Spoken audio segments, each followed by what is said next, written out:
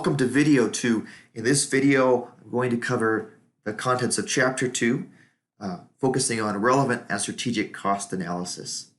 So relevant and strategic cost analysis, which are two parts of one overall decision-making style here, are critical. They're critical tools for maximizing profit. And right off the bat, I want to get something out of the way. There's absolutely no shame maximizing profit, assuming it's honorable and honest work. I mean, I'm not sure why some people feel like there should be. Like this is some sort of a dirty thing to say, hey, I want to maximize profit. Am I supposed to be ashamed of making a good product that solves a problem for customers and hence they want to pay me for it? If I'm not stealing the profits and people are voluntarily giving their money for the product I'm providing, then there's no legitimate, reasonable externality that's being affected by it, then there's nothing bad at all with trying to maximize those profits because that means maximizing the customer need that I'm satisfying. In a free market economy, I need the customer's permission. Therefore, if they're voluntarily exchanging the money and maximizing the profits as a result of that, then I must be doing something more and more in line with their needs. I will come back to this a little more towards the end of the lecture video.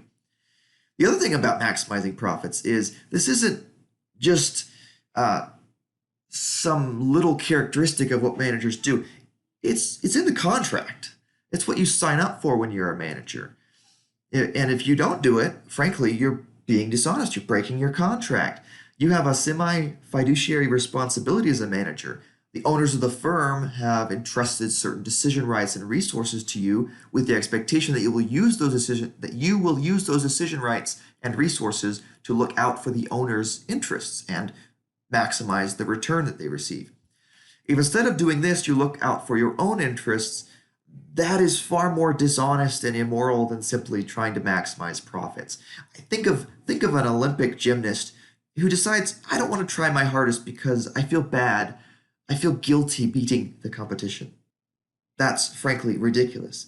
The athlete is there to represent his or her country, not other countries. Unless this Olympic gymnast is cheating somehow, then the honorable and honest thing to do is to maximize his or her performance on behalf of the country that he or she represents. So this has a point to it. We're getting close to this thing that we talk about a lot in economics, maybe just in the academic circles. Maybe you aren't exposed to this as much as a student, but it's called the principal agent paradigm. It's called principal agent something, principal agent theory or agency theory. I'll call it paradigm. So the principal has capital, has some money, and hires an agent to put that money to good use, or the asset that the principal bought with money.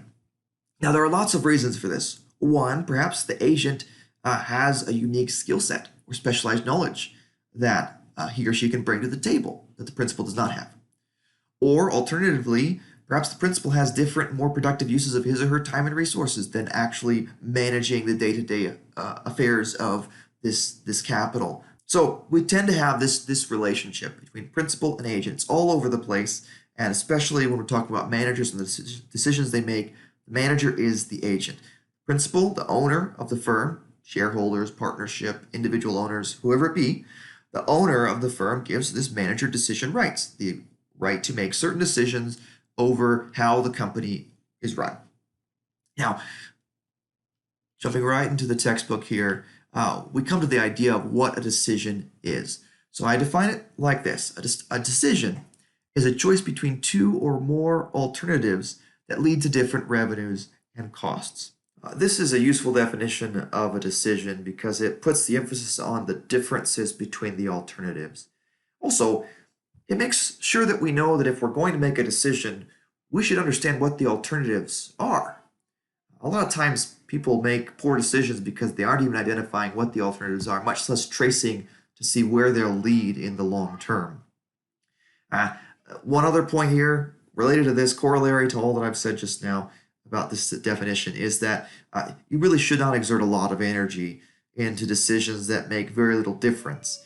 And you should exert a lot of energy into decisions that make a lot of difference. So the key is going to be the different outcomes from those alternatives that you can identify. Probability and risk, of course, are key. I discussed that here in section 2.1.2, decisions in a probabilistic world. Sometimes you'll have two alternatives that look almost exactly the same, but if you look far into the future, one of them has a higher probability of an exceptionally bad outcome. And that sometimes is a big enough of a difference to make it useful. Sometimes we'll have seemingly routine things that we do in accounting, comparing two alternatives that seem very similar. Sometimes the purpose is a probabilistic one, a risk-based one. We're not necessarily going to see a lot of differences between, say, two vendors, the example I use here in the text. Sometimes we might not have much of a difference at all.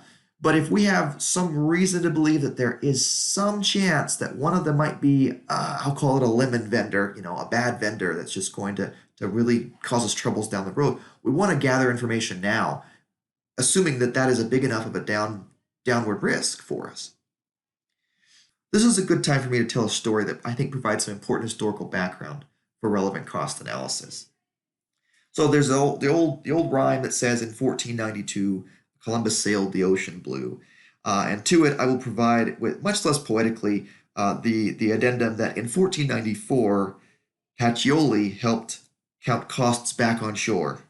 That I'm sure that wouldn't win the contests. But 2 years later, so the same time period that we're talking about with Christopher Columbus sailing, we have this Italian monk, Luca Pacioli, who is called the father of accounting because in 1494 he wrote a book that described the accounting method used by merchants in Venice. Look, see, he was a managerial accountant because he was a descriptivist. He didn't decide, oh, I think we should do double entry bookkeeping this way. No, he saw what the merchants were already doing and simply codified it and categorized it and described it. Codified is even the wrong word. Categorized and described it in his book. So he really isn't adding much new information. Simply, okay, I'm going to put a structure over what they're doing and describe it in a way that now new people can adopt this because it seems to be working. Now, why were the merchants in this town wanting an accounting system? Well, the answer, I hope, to all you accounting students is obvious. FASB. Ha ha ha ha. That was an accounting dad joke. No, of course it's not FASB. FASB was not around. The Financial Accounting Standards Board was not around in 1494. No, they did it because the merchants wanted to maximize their profits. So I am more or less saying that accounting, if we have this father of accounting, Pacioli here, accounting started as a managerial accounting endeavor. These merchants adopted an accounting system because it was the best way for them to maximize profits. It was something they were doing in the wild because it helped their decision making. It helped them maximize the profit for their business. Costs for these merchants were expended long before revenues were ever received. So you needed to track those costs so you could later tie them to the revenues and see how much profit you were making from this particular voyage. Also, a boat, a crew had to be sent out for months, and they often did not come back. There was a very real possibility that they would end up at the bottom of the sea, where you can't sell anything from that, of course, besides it being a terrible tragedy. So it was managerial accounting first, and then over the centuries, it gets systematized so that external financiers can look at different companies and their accounting statements and have some level of assurance and comparability to know which one they should invest in. So it wasn't just one merchant in Venice, contrary to what Shakespeare would have you believe. There were many of them, and they were in competition. If you wanted to stay in business, you had to use knowledge, make better trading decisions than your competitors. You needed to know which voyages cost the most, which ones cost the least, which ones brought the best goods to sell at market, and you needed to know essentially this managerial accounting information. The interesting thing, the reason why I even bring up the 1492 quote, besides giving you a time frame for this, is I find it pretty curious that Columbus himself was actually Italian. He was born in Genoa, Italy. And yet, no Italians found it profitable to give him money for his expedition. It wasn't until Queen Isabella of Spain decided to give him money that he tried to sail across the Atlantic to what he thought would be India. So we end up with this very clear setup in relevant cost analysis where we build on the idea of a decision. We set out alternatives and we're going to decide what the difference is between them. Hence, we can call it sometimes differential cost analysis. We're going to determine what the incremental profit is between these two alternatives or more alternatives. Also, you're finding out marginal costs and revenues, which means differences, right? So this is a very traditional setup. We have different types of species of these relevant cost analysis decisions. We have first make or buy, then we have sell or process further, then we have keep or drop, and then we have special order. Those are the ones that I go over in the textbook here, and we'll go over those in order. So with make or buy, the pattern is going to be that most of these traditional decisions have in the name the two alternatives that you're usually weighing between. The first alternative is to make. So we're talking about some sort of an input to your product. Do I make the input? Or alternative two, do I buy the input? So let's equate this to things that you might know a little more in your personal life, if it's not clear how this kind of decision comes about. You are making a make or buy decision, in some degree anyway, and when you decide whether or not to own or rent a home. You can buy a month's worth of time in a dwelling place, or you can buy the actual dwelling place, and you're making the accommodations, the shelter from it yourself. You're taking on all the risk yourself. Likewise, you can change your car's oil yourself, or pay someone else to do it. Again, make or buy the service. There's a great example recently about make or buy. Walmart pickup. And yeah, I have experience with this because I too am a Walmartian. I shop there sometimes. So one of the things that I like about this example, I'll tell you the story in a second, is that it brings a key make or buy issue to the front. One of the things that you're trading off when you decide whether to make or buy is also control over quality. If the quality is something important to you, you're probably going to want more control over it, which means you're probably going to lean more towards make than buy. So I sometimes, our family sometimes eats butternut squash, and I wanted to see. I've slowly been testing out Walmart pickup to see which items can I trust them to pick up for me, and I branched out into butternut squash this most recent time, and it was a disappointment. So here's the front of the butternut squash, and now here is the back of the butternut squash that they picked out for me. So if I were in the store myself, I were making the decision myself, I'm like making the shopping trip, I'm choosing to making the shopping decision myself, instead of buying them to make the shopping decision, I would have passed over this particular butternut squash. However, the employee who's picking them likely has very little to zero accountability to me, even if I were to complain about this squash. Probably not going to get reprimanded if they picked one that I didn't like. So they're going to just do the quickest thing that they can. And this is often how it happens with make or buy decisions. So commitment is a key word in make or buy. And if you make, you have more costs that you're committing to. You have to have the equipment, the labor, and any other additional overhead costs that will go into the product. Whereas if you're buying, depending on the contract you have with your vendor, you might be able to stop those costs much more quickly. You don't have as long term of a commitment. So we'll talk a little bit more about this in the next chapter, but just as a preview, the cost system and the cost structure often changes predictably as the firm grows. So a lot of times you'll see a firm, if they have an idea that they think is a good idea, they will tend to move away from variable costs into fixed costs. That is, they'll tend to move from buying these individual items at a variable costs to making it themselves by having all these fixed costs of equipment and labor.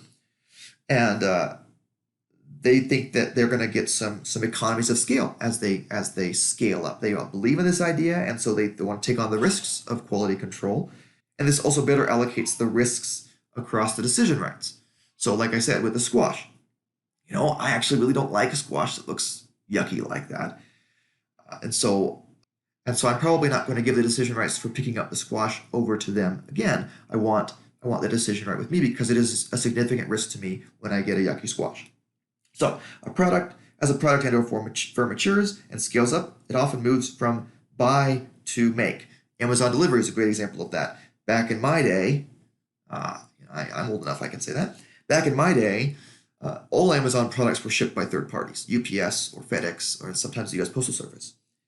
Nowadays, you'll see vans with Amazon on the side. Amazon has brought some of the delivery in-house. It is making its own delivery service. So when a product and or form is struggling, on the other hand, and otherwise lacking capital, sometimes firms will sell off the make assets or lay off the labor to try and get out of those fixed cost commitments, and move more towards buy because the future of this product is a little more tenuous. And so they're willing to put more risk onto the outsourcing firm that they're buying from because they're not as worried about the quality because you know what, this product might not be around for much longer. Also, another predictable move is a firm moves down market. So at one point was targeting one section of the market, now it moves further down the market. It often changes what kind of risks you run with quality issues. And so firms in that case sometimes will change from make to buy because they're not as concerned with the risk of quality issues.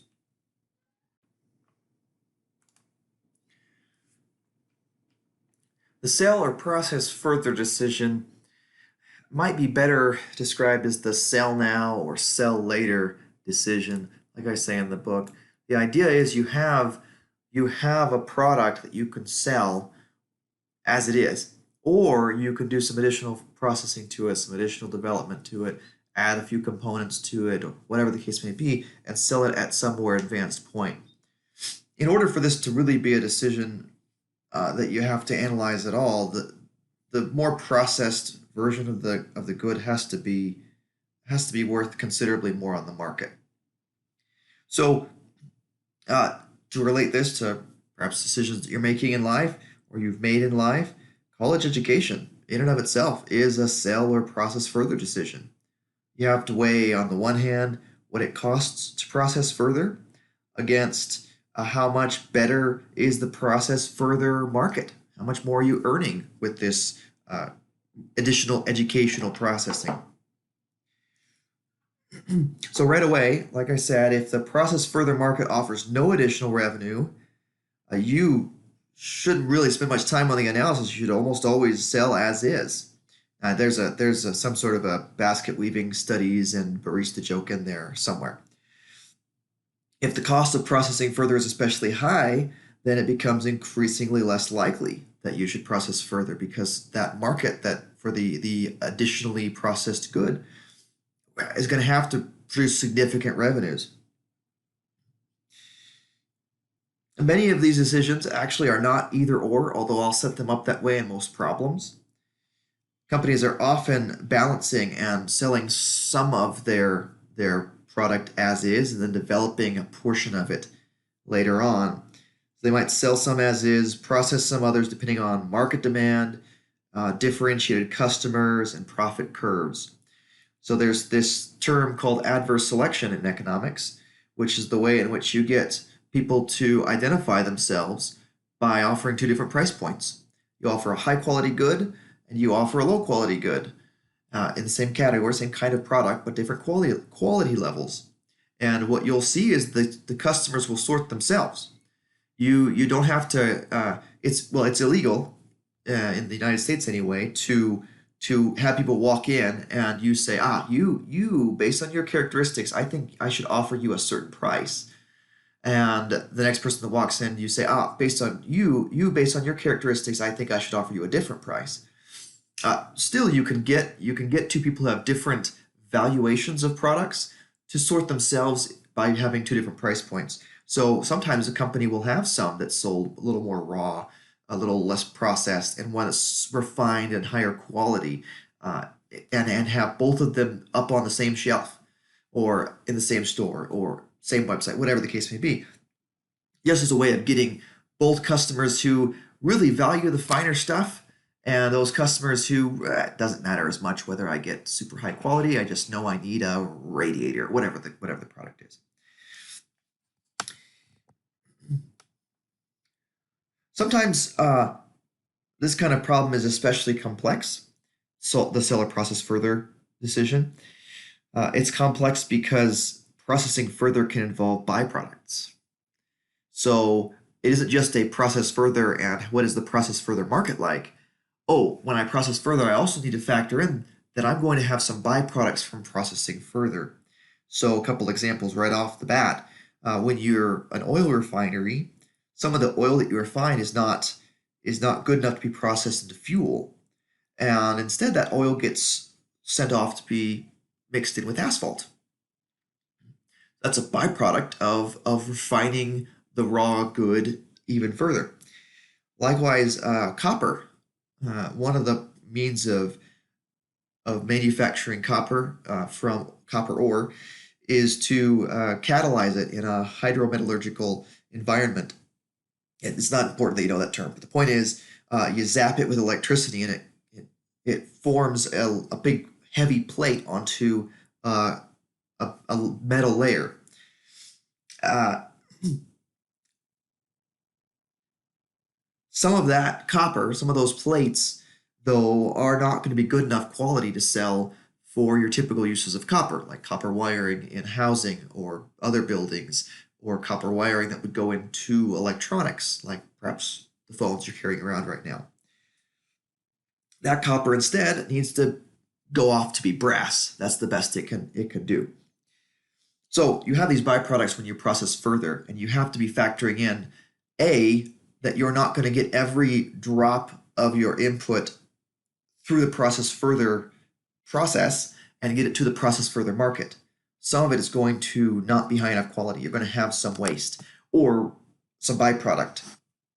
And B, you have to factor in how much that byproduct is worth. The oil that goes into asphalt is obviously going to be cheaper. You're not going to sell it for as much if you're the one selling oil. And likewise, the copper that's only high enough quality to go to brass is also not going to be sold for as much.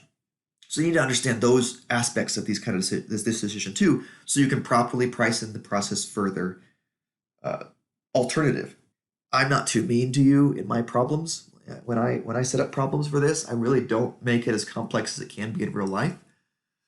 I hope that as you go through chapter 2, you come away with an understanding that completeness is a virtue in decision making, that you really want to ferret out all the different facets of each alternative that's available. Make sure you got all the alternatives and you know what all the factors of the alternatives are. And as many of those factors as possible, you convert into numbers that can go on to a relevant cost analysis table, like I show you in the textbook. This is one of the reasons why I don't do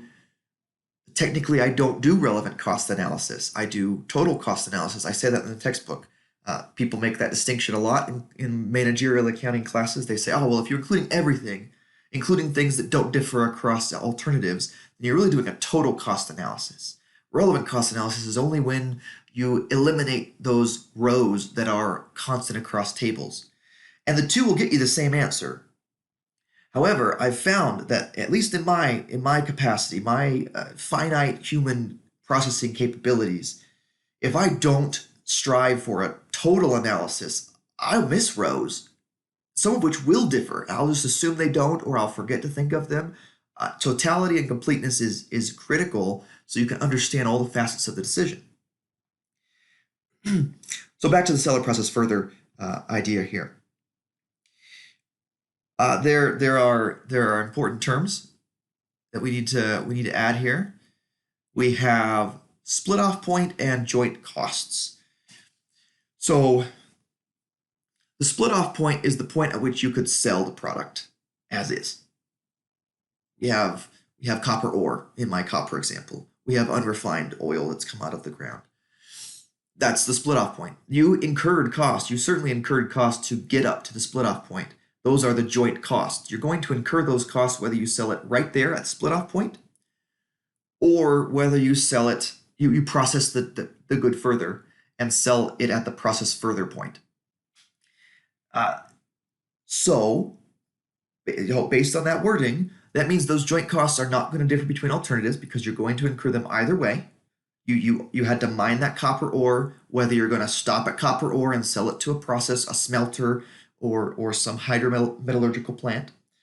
You're going to have to incur the costs, or in the oil example, you have to incur the costs of exploring and drilling for the oil, whether you are going to refine it or leave it as crude and sell it off to a separate entity to refine. You're going to incur those joint costs to get to the split off point. And so, yeah, they're not going to differ between the alternatives of selling as is or selling after you've processed further. That said, I like for you to keep them in the analysis. You're noticing a theme here. I like the total cost analysis here because what'll happen is people are making a sell or process further decision. Students, and I think this happens in practice sometimes too, and they'll remember, I remember this from class. We don't care about joint costs. And so they'll literally just obliterate it from their memory. They'll think that they aren't costs, that you haven't actually incurred them. And so later, when the boss asks you or the teacher asks you, depending on the setting, so what's our total profit when we choose whichever of those two you say is more profitable? Let's say you ran the analysis and you said, it's better to process this further because we get a lot of payoff on the process further market. Okay, what's our profit at that point? Well, if you've obliterated joint costs from your memory, you might forget to add those back in because those are costs you incurred. You're just incurring them whether you sell as is or sell as you process further. And so you're going to overestimate profits and look kind of silly and possibly get people mad at you because your numbers are going to be off. So I like to include them, but I also like to remember that, hey, they are irrelevant for the decision between sell or process further, sell as is or process further. But they are relevant for later questions of, well, what is our actual profit when we pick either of those options?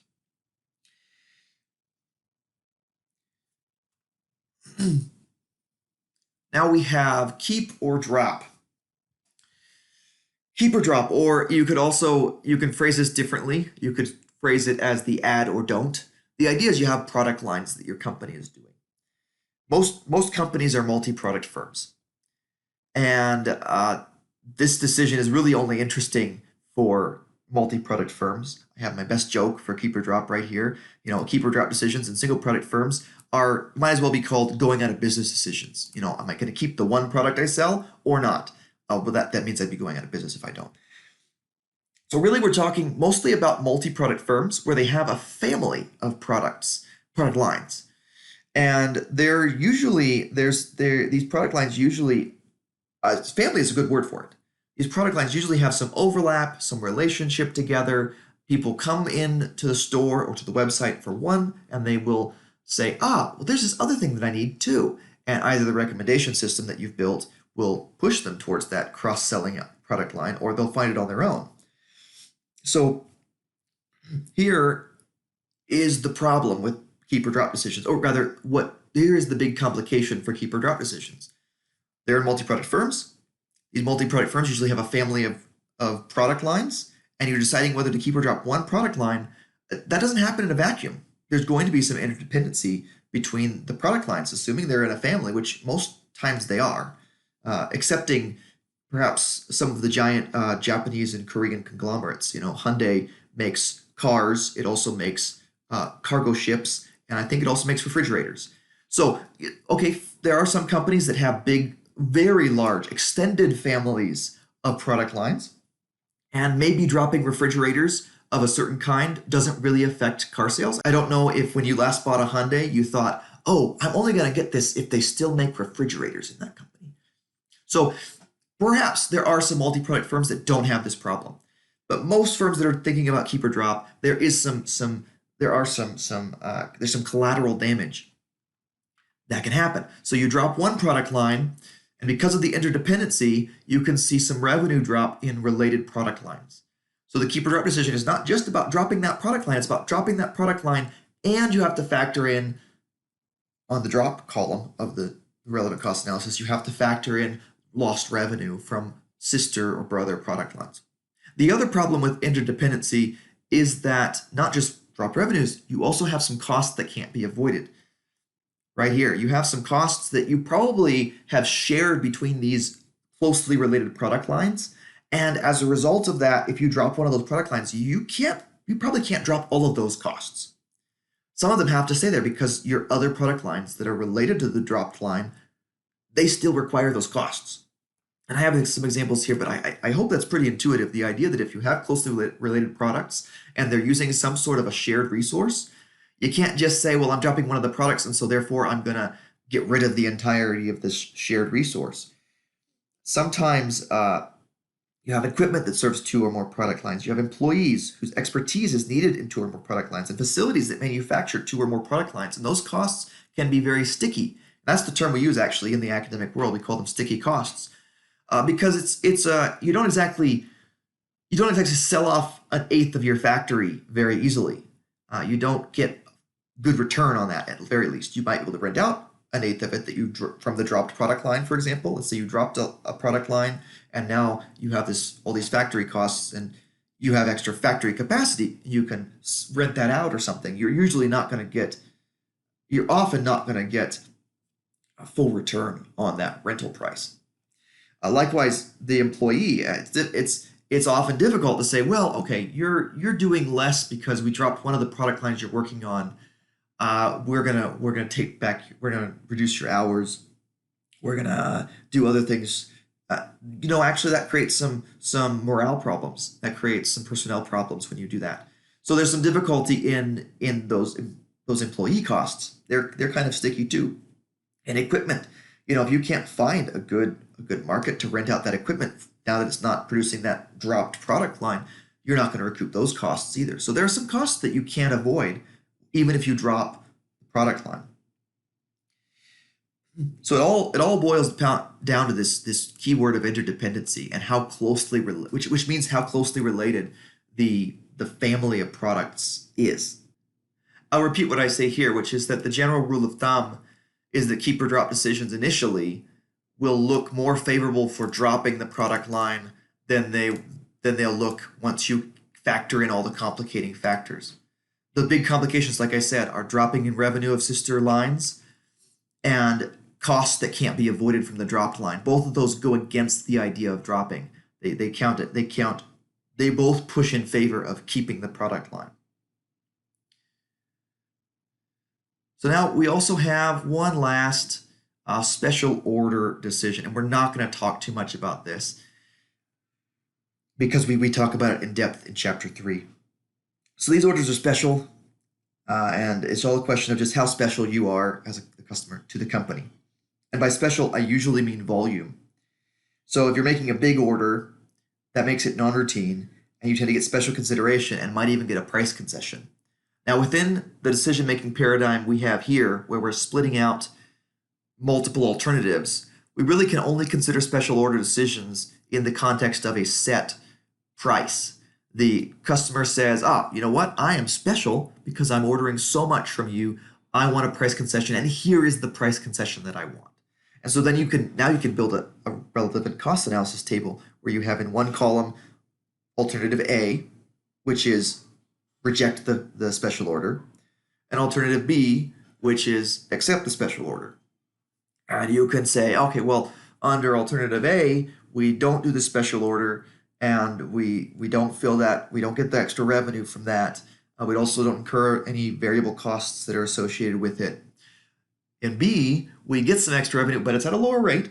We can factor that into our cell that says revenue on alternative B, and then we can factor in the cost that we'll incur and see if the special order is profitable. So this tends to be a relatively straightforward decision when you're talking about a set price, and that's what we're going to change in chapter 3. We're going to talk about, well, let's leave price as a variable and maximize off of it, figure out where it crosses over from profitable to unprofitable.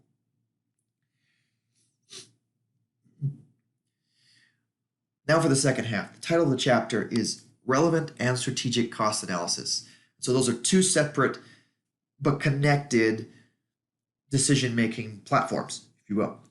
We have relevant cost analysis, in which you have numerical data. That's relatively certain, that's high probability. You can have some confidence that that's most likely what you're going to receive in revenue or expend in costs for the different alternatives that you line up.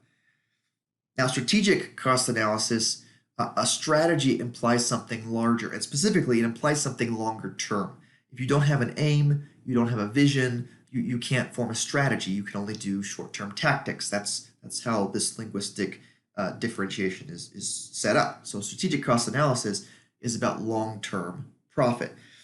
And critically, long-term profit often defies these tables that you use for relevant cost analysis. So let me come back to my silly historical example about Christopher Columbus. He was Italian, but no Italians would fund his voyage. Possibly, and I was making light of it. I'm not historically analyzing the situation. I'm just bringing it into this example.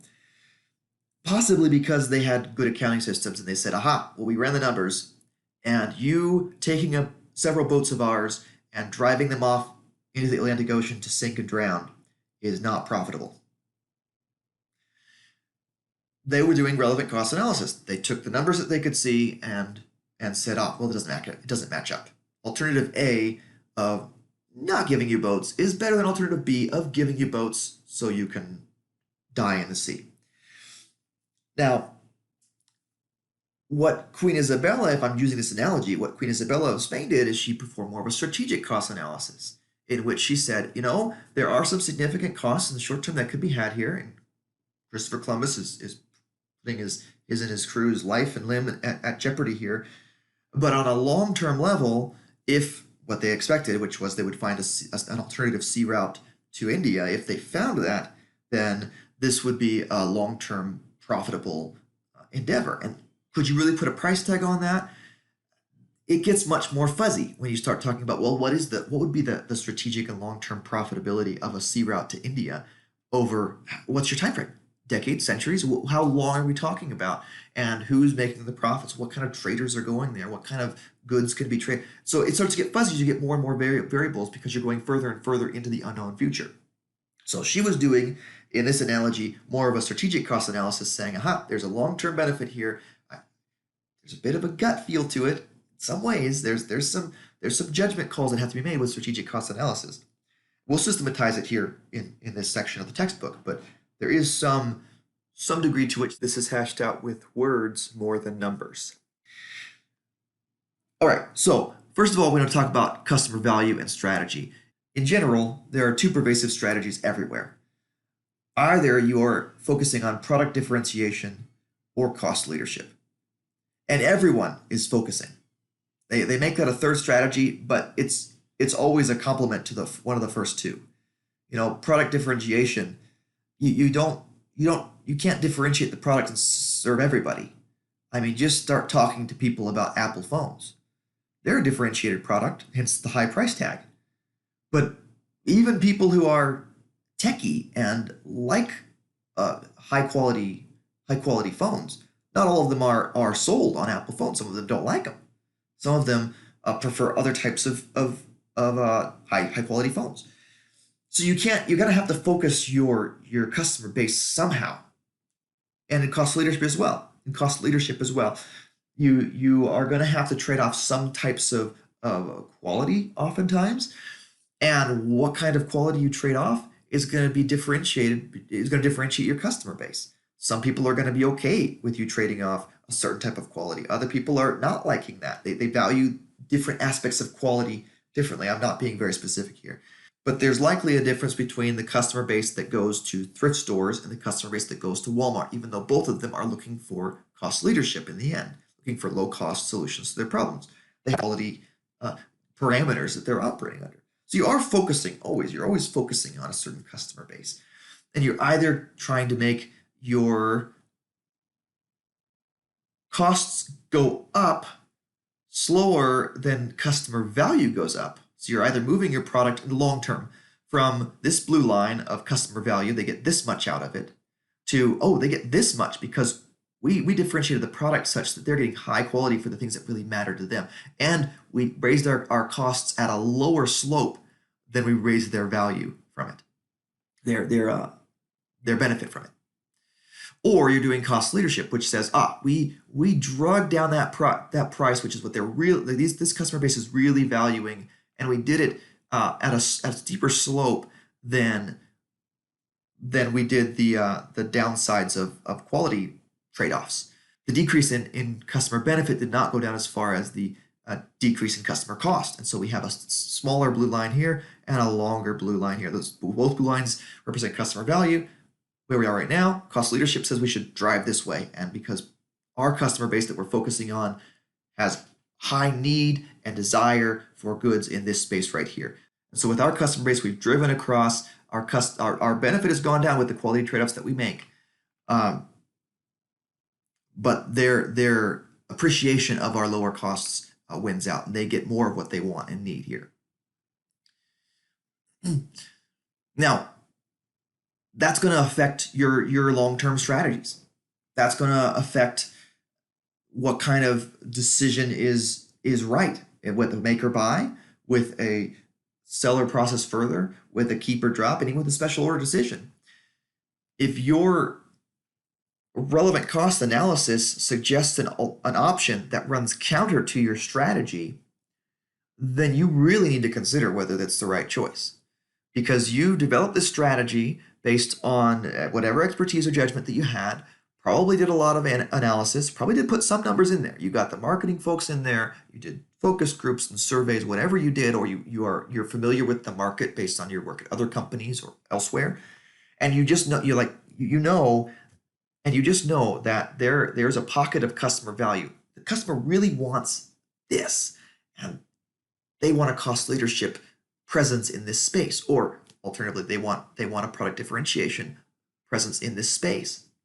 And so you have that in your mind. You know that that's the long-term goal for the firm, to better meet customer needs and provide customer value. And so if the relevant cost analysis, you line up the columns like we were doing earlier in the chapter, and it says, you know what, our strategy might say cost leadership, but really we should be making all of these things. That's what the numbers suggest is cheaper and more profitable. That's the column, alternative one. The make column turns out more profitable than the buy column. You really need to question that decision. You don't just jump in to the first column because it says it's more profitable. Well, it might be, but you're trading off some commitments to cost and primarily what you're getting from making. One of the primary things you're getting from making is additional control over quality. If your strategy is cost leadership, you're not worried about that. You are trading off quality in large degree right here. And you're probably stuck. You probably can't decrease this slope as much because you're stuck with long-term commitments from fixed costs on the make side if you do the make decision. And so even if you're right here and you're aiming to move down this direction, and then your relevant cost analysis guy comes in and he says, hey, I did the numbers, the tables like my professor told me. Column A says it's more profitable, we need to make. You have a really good discussion. How much more profitable is it? Is it so much more profitable that we need to do it anyway, and we'll just make it work within the paradigm of cost leadership? Or is it only slightly more profitable, and we're going to make more money overall with our move to higher customer value in this cost leadership space than we're going to lose from choosing the buy alternative, which is less profitable in your relevant cost analysis. So another thing, I want to make sure there's nothing inherently wrong with either strategy. They meet different customers and different needs at different times. Both of them are necessary so that we can have a robust market that meets as many people's needs as possible. So the next thing I want to circle back to is my defense of capitalism, because what I've just described is capitalism. Without free enterprise, you don't have companies searching out customer value. They aren't. When is the last time you went into the DMV and thought they were searching out customer value? I'm sure there are fine folks that work there, but they don't have much incentive, and the people who run it, more importantly, the people who run it don't have much incentive to really improve customer value on either of those slopes. Either trying to get cost leadership in here or product differentiation. It took a long time for most DMVs to adopt an online presence where you could do a lot of those things remotely, which is more along this side. You have lower quality online in the sense that you can't ask some of the unique questions you might have. You don't have the personal ability to know for sure I've got my registration right here in my hands because the person handed it to me. So there are some slight decreases in quality, some trade-offs, but it sure is cheaper on time, and so that's this move here. Well, it took DMVs a long time to do that. Right? If they were run as companies, it's possible that the companies would be fighting amongst each other for that segment of the population that really does not like the DMV, does not really need a person to be talking to them, does mostly routine stuff in the DMV, and we're going to search for that customer value, and one of us is going to push very quickly into the space of cost leadership. So here's my spiel. Look, I have to get into this defense of capitalism because even though I don't think I should have to make it. Honestly, though, if you graduate believing that capitalism is evil, you should ask for a refund, ironically enough, considering that the capitalist forces at work here in the United States are the facilitators of the university education and quality of life that you possess upon graduation. So here's my case. Profits reward the owner for taking the risk and running a business that serves a customer need. And this reward encourages that business to take on additional risk, this reward being the profits, take on additional risk to expand the business and hire more workers, meet more of that customer need, and it also encourages more businesses and more owners to get in on the action, taking the risks necessary to meet that customer need. The more need being served, the greater the profits. And this is ultimately why I suggest it's one of the most pro-social systems ever devised, and why there's no moral trade-off with this. You don't have moral socialism on one hand, and then it's immoral, but it's better in the numbers of capitalism. That's just not how it is. Capitalism is based on free and consensual cooperation and mutually beneficial market transactions that leave everybody happy as possible within the decision space. Assuming you have the proper guideposts and rules of the road, of course. I mentioned early in the chapter, got externalities that are possible. Of course, it doesn't serve the community if companies dump that chemical waste into the river. Of course not. There are externalities that need to be controlled, and it doesn't serve the community either if there's a monopoly control necessarily. So furthermore, the alternatives to capitalism never work in practice because they're immoral. They use the force or threat of force to deprive people of basic freedoms. They decide what to do with their labor and the fruits of their labor. That is, they lack robust personal property rights. So hence non-capitalism systems inevitably dance with and quite often devolve into tyrannical rationing schemes, starving populations with well-fed rulers, secret police, mass killings, aggressive military incursions, and iron curtains. There are easily over 100 million dead due to experiments on alternatives to capitalism. That's the tragedy of the 20th century. Those mass graves are what's evil. Maximizing profit is not. The last thing we need to talk about are the other reasons why strategic issues might be missed by relevant cost analysis. I already lumped in the number 3 earlier, strategy mismatch. There are 2 other problems that might happen. So your long-term strategy might involve a life cycle for the product, and your relevant cost analysis does not necessarily take that into account. Because life cycle is often a macro number or non-number driven phenomenon. You kind of have a feeling, this product is it's starting to decline. I don't know if it has more legs in it. We might be able to renovate it. We might not. We might get this new ad campaign and it might give it new legs. You never know. Suddenly grandma might start using Facebook now, which is a large part of the evolution of Facebook. Started out as a college thing, only on colleges. And then even though the hype on colleges eventually died out, suddenly everyone's mom and grandma got onto it and they started loving to share the cat memes. So you don't know how this life cycle is going to go. It's hard to put into one of those columns in the relevant cost analysis. So you have to balance that. Your relevant cost analysis might say, we should incur extra costs in the long term for this product. It's more profitable that way. But if you know either by analysis or judgment or professional judgment that this product does not have long to live, that might be a really bad choice. So that's one reason they might mismatch. The other one is about the value chain. So we're talking about internal and external value chains. We're talking about chains. We get into this more in chapter 8, talking about chains of activities or actors who provide value along the way from some sort of starting point until the end point of delivering something to the customer. And that's the thing that provides value to the customer. Now, your strategy often fluctuates with this value chain. So there are a couple different ways I tell you, I give examples I give. One, you are dependent on your external value chain in many ways as a company. You almost always have some inputs that you're buying. You have companies or individuals you're buying inputs from, and then you're almost always having somebody help you distribute them, even if they're just helping you distribute them. Even Amazon has some help with the distribution in the sense that not every product sold on Amazon is shipped by Amazon. They have plenty of third-party sellers, and they help fill the gaps that Amazon hasn't met in their marketplace. So you have a chain, and you're one cog in the chain. Maybe you are the distributor, for example. Whatever your business is, you're somewhere in the value chain. And your relevant cost analysis might say one thing, but that might weaken your value chain.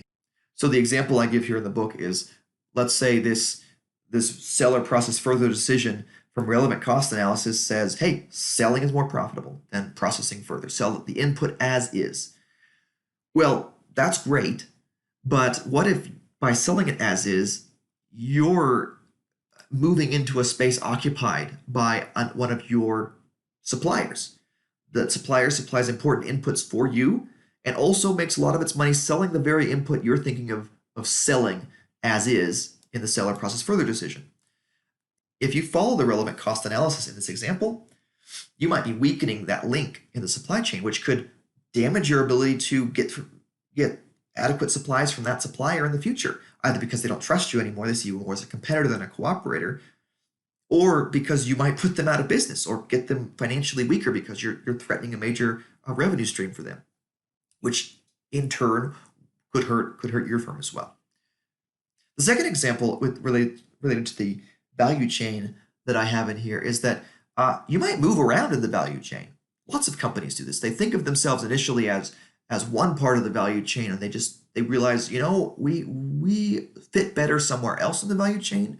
Our core competencies are somewhere else, or we've grown so well we should just eat up parts of the value chain. I hate to come back always to Amazon, but it's a big company that has grown, and it's downstream distribution, buying up or creating in-house its own distribution path outside of third parties, outside of specifically FedEx and UPS and the United States Postal Service.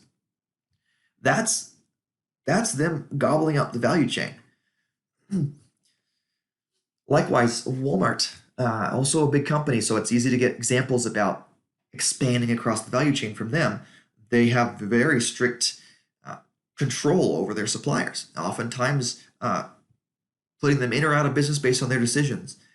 They also produce a lot of their own products. The whole Great Value brand is one of the more expansive store brands in the nation as far as grocery stores are concerned. And of course, we have McDonald's. This is the iconic scene from The Founder that I have here in the textbook. Some great lines in there. I'll let you watch the video yourself. But the idea is that he thought he was one place in the value chain, and actually there was much more value for him in another place in the value chain, and he would get some leverage over something that was causing him, it was an impediment to him advancing this company any more than he was right now. All right, now we need to go over, if we're gonna go into cost accounting, we're gonna go into managerial accounting. You can't avoid having these two critical terms, opportunity cost and sunk cost. So let's start with opportunity cost. We've actually already talked about opportunity cost a lot. We just haven't named it. The opportunity cost is the profit you could have gained from alternative one, but you lost because you chose alternative two. That sounds very esoteric, but the idea is it's what you could have earned if you'd done something else. Every choice that you make puts you down one path of the decision tree, and you cut off all the branches in another path, and that's inevitable. I hope none of you is suffering from crushing fear of missing out, but this is just a part of life. You're going to have to make some decisions, and there are going to be opportunity costs involved. The best you can do is come to it with a clear set of eyes, using either actually using relevant cost analysis or using something comparable to it, and layering on top of that an understanding of strategic cost analysis. Oh, you know what? Also, I understand where I'm going long term. I understand where I or the company or my job or whatever paradigm we're talking about is. I know we're going long term. And so if I am incurring some opportunity costs, I know they're worth it. You're doing this in school. You almost certainly could be either making more money or having a more leisurely life at the very least. Maybe you haven't sacrificed money on its face, but you could be enjoying more time of leisure, or saving money on extra costs that you are incurring because you're stretched so thin if you're going to school and working at the same time. So you're almost certainly having some opportunity costs from going to school. You've made the calculation that that's worth it. You said, I know it's there. I know that in the short term, the relevant cost analysis says that I'll make more money if I don't go to school.